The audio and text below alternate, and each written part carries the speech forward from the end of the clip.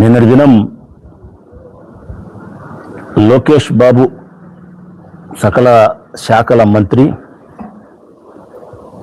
ముఖ్యమంత్రి గారి కుమారుడు మా జిల్లాకు వచ్చినాడు. ప్రజలారా,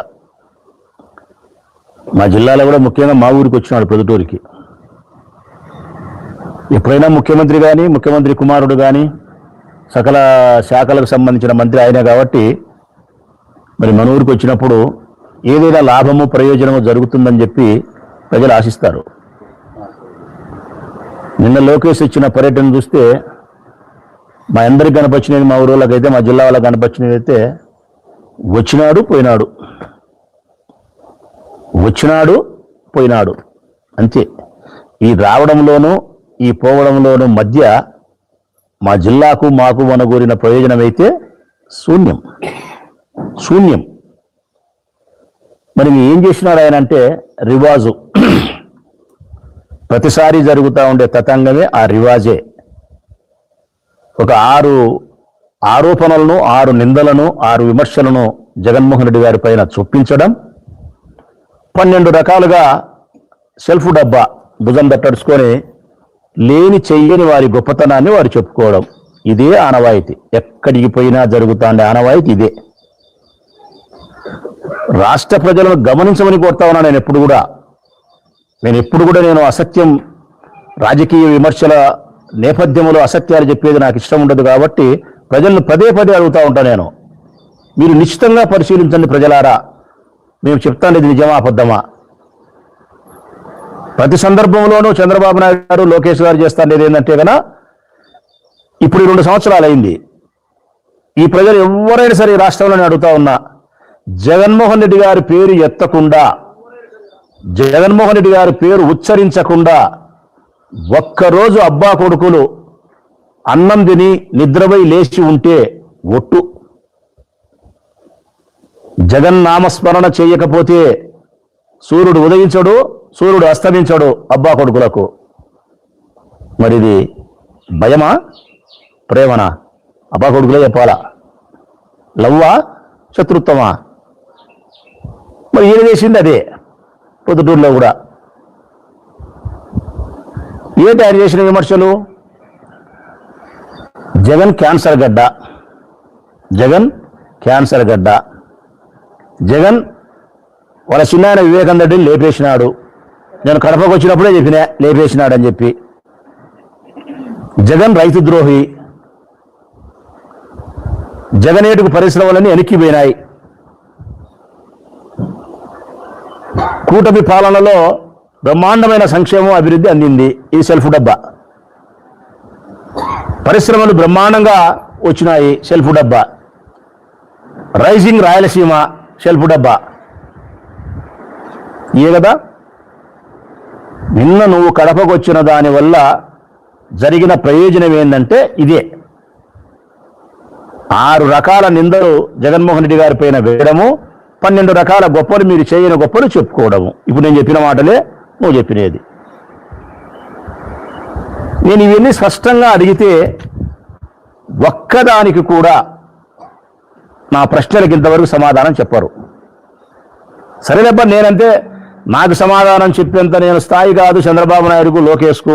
మీరు చాలా పెద్ద మొగోళ్ళు. 3 సంవత్సరాల వరకు పెద్ద మొగోళ్ళే. 3 సంవత్సరాల తర్వాత మళ్ళీ మీరు చిన్న మొగోళ్ళు అవుతారు. కనీసం మిగతా వాళ్ళైనా మంత్రో గంత్రో ఎవరో ఒకరు ఉన్నారు కదా, ఇన్ఛార్జో బంఛార్జులో, ప్రజల కోసమైనా సమాధానం చెప్పాలి కదా. నా కోసం కాకపోయినా కానీ మేము సంధించే ప్రశ్నలు ఏమైతే ఉన్నాయో సమాధానం చెప్పాలా. ఇప్పుడు మీరు మాట్లాడుతున్నారు, క్యాన్సర్ గడ్డ అన్నారు, వ్యవసాయానికి వ్యతిరేకం జగన్ అన్నారు, రైతు ద్రోహి అన్నారు. ఇవన్నీ మేము సమాధానం చెప్తున్నాం. అట్లనే మీరు కూడా చెప్పాలా.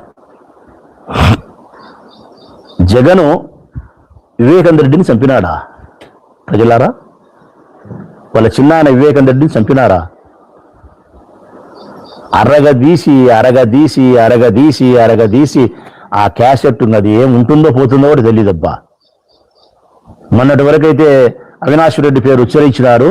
మెల్లిమెల్లిగా అవినాష్ రెడ్డి పేరు మర్చిపోయి భారతమ్మ పేరు, జగన్ పేరు చెప్పడం మొదలుపెట్టినారు. సిగ్గుండాలి అరవంతన్నా. ఈ దేశంలోనే అత్యున్నతమైనటువంటి వ్యవస్థలు సిబిఐ దర్యాప్తు సంస్థ ఒకటి.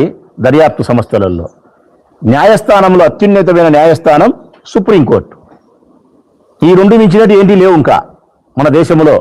దర్యాప్తు సంస్థలలో సిబిఐ, న్యాయస్థానంలో సుప్రీంకోర్టు ఢిల్లీ. ఈ రెండు చెప్పినారు. సుప్రీంకోర్టు స్పష్టంగా చెప్పింది, సునీతమ్మ యొక్క పిటిషన్ను తిరస్కరిస్తూ కాలయాపన చేస్తా ఉంది. విచారణకు అనుకూలంగా ఉండకుండా, విచారణకు అనుకూలం లేకుండా కాలయాపన చేస్తా ఉంది. ఈ కేసు విషయంలో జగన్మోహన్ రెడ్డి గారిని విచారించాల్సిన అవసరం లేదు, కేసులో ముద్దాయి కాదు, విచారణ చేయాల్సిన అవసరం లేదు అని చెప్పి సుప్రీంకోర్టు చెప్పిన తర్వాత సిబిఐ అనే గొప్ప దర్యాప్తు సంస్థ ఈ కేసులో మరో ఎవరిని విచారణకు పిలిచాల్సిన అవసరం లేదు, మరొక ఎవరిని ముద్దాయిలు చేయాల్సిన అవసరం లేదు, ఇంతకంటే ఇంకా నేర పరిశోధన చేయాల్సిన అవసరం లేదు, మేము వేసిన అడిషనల్ ఛార్జెస్తో క్లోజ్, మీరు ట్రయల్స్కి పోవచ్చు అని చెప్పి సిబిఐ చెప్పిన తర్వాత కూడా, సుప్రీంకోర్టు చెప్పిన తర్వాత కూడా జగన్మోహన్ రెడ్డి గారు వివేకానందని లేపేసినారు. నేను ఆనాడే కడపలో చెప్పినా అంటే నువ్వు సిబిఐ దర్యాప్తు సంస్థ కంటే గొప్పవానివే లోకేష్? సుప్రీంకోర్టు న్యాయమూర్తి కంటే నీ న్యాయం గొప్పదంటావా? లేకుంటే సుప్రీంకోర్టు న్యాయమూర్తిని నువ్వు అవమానపరుస్తున్నావా? లేకుంటే భారతదేశంలో అత్యున్నతమైన సిబిఐ దర్యాప్తు సంస్థ యొక్క దర్యాప్తు విధానాన్ని నువ్వు శంకిస్తున్నావా? అహంకారం, అసూయ, ఈ రెండే మీ దగ్గర ఉండేది. జగన్మోహన్ రెడ్డి పైన అసూయ, పదవి ఉందనే ఉద్దేశంతో, అధికారం ఉందనేదో అహంకారపూరితంగా మీరు మాట్లాడుతున్నారు. ఇది వివేకానంద రెడ్డిని జగన్మోహన్ రెడ్డి గారు చంపినారన్నది అబద్ధం. నిజం ఏందో తెలిసిన ప్రజలారా, పిల్లనిచ్చిన మామను, స్వర్గీయ ఎన్టీఆర్ గారిని ఒకే ఒక పోటుతోనే, మళ్ళీ రెండో పోటు కూడా లేదు, వెన్నుపోటు అనే ఒకే ఒక పోటుతోనే మామను హత్య చేసి తెలుగుదేశం పార్టీ అనే పార్టీని లాక్కొని దుర్మార్గంగా, దౌర్జన్యంగా అందలమెక్కి అధికారాన్ని అనుభవిస్తూ ఉండే వ్యక్తులు మీ తండ్రి కొడుకులు. ఇది రాష్ట్ర వ్యాప్తంగా ప్రజలందరికీ తెలిసినటువంటి నగ్న సత్యం. వివేకానంద రెడ్డిని జగన్మోహన్ రెడ్డి చంపలేదు, విచారణకు కూడా అవసరం లేదని చెప్పి స్పష్టంగా తీర్పు ఇచ్చిన సుప్రీంకోర్టు సత్యం.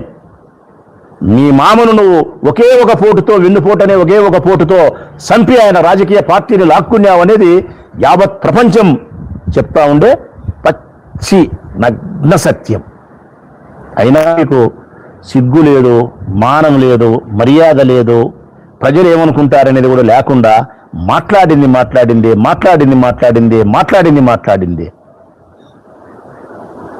రెండవది, జగన్ క్యాన్సర్ గడ్డనా? జగన్ క్యాన్సర్ గడ్డనా? మళ్ళీ అడుగుతానా లోకేష్ నిన్ను, జగన్ క్యాన్సర్ గడ్డనా? శరీరంలో ఎక్కడైనా క్యాన్సర్ ఒక్క అవయవానికి వస్తే, శరీరంలో ఏ అవయవానికైనా క్యాన్సర్ అనేది ఒకటి వస్తే శరీరాన్ని అంతా కూడా నిర్వీర్యం చేసేస్తుంది, అవయవం ద్వారా మరణాన్ని సంభవింపజేస్తుంది. జగన్ అనే వ్యక్తి క్యాన్సర్ గడ్డ అయితే ఈ రాష్ట్రానికి అవరోధం కావాలా? ఈ ప్రజలను అడుగుతామా మనము? రెఫరెండం తీసుకున్నామా ప్రజలను మనము? ఈ రాష్ట్ర